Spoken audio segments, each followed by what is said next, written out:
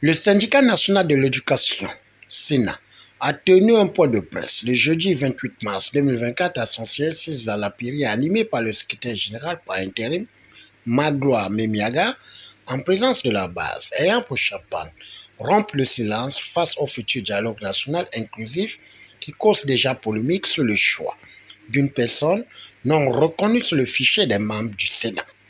Depuis le coup de libération des militaires l'automne-août 2023, un espoir s'est élevé dans le cœur du peuple gabonais pour la restitution et la réhabilitation de nos institutions.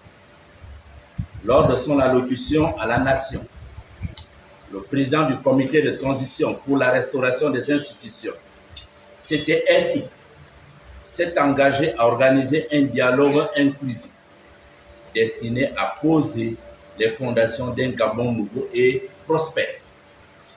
Cependant, depuis cette annonce, les mêmes causes engendrant les mêmes effets, la désignation des proches au détriment des représentants légitimes et légaux aux assises du dialogue, comme en témoigne celle du représentant du Sénat au dialogue national, qui n'a aucune affiliation légitime avec notre organisation syndicale, donc un parfait inconnu de notre structure.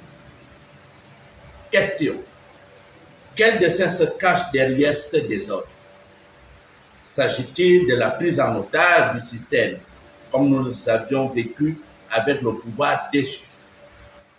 C'est pourquoi nous interpellons ici le comité de préparation du dialogue national sur ces manœuvres de toute nature.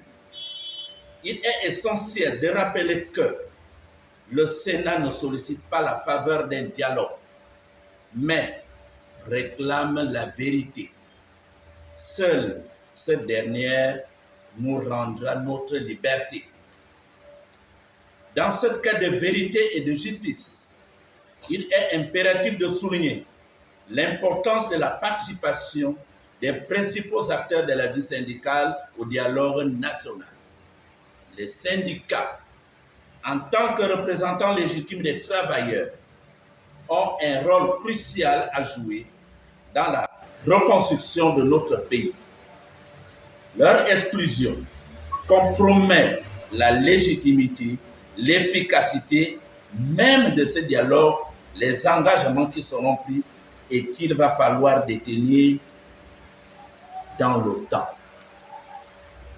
En effet, les problèmes sociaux et économiques qui affligent le Gabon ne peuvent être résolus sans la contribution active et constructive des syndicats.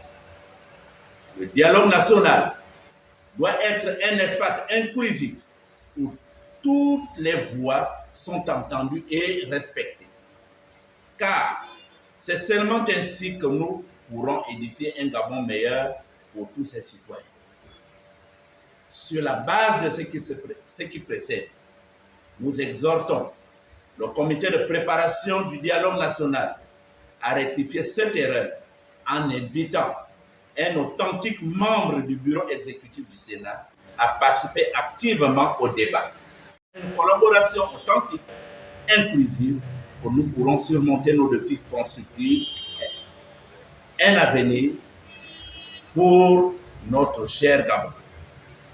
Comme le dit un adage, seul on va plus vite et ensemble on va plus loin. Je vous remercie. Il convient de noter que le Gabon sera en vitrine pour la reconstruction et la redynamisation du 241 après plus de 50 ans de retard face à la mondialisation malgré ses multiples ressources. Au finish, le Sénat compte entreprendre des actions si les organisateurs ne font rien face à cette dénonciation.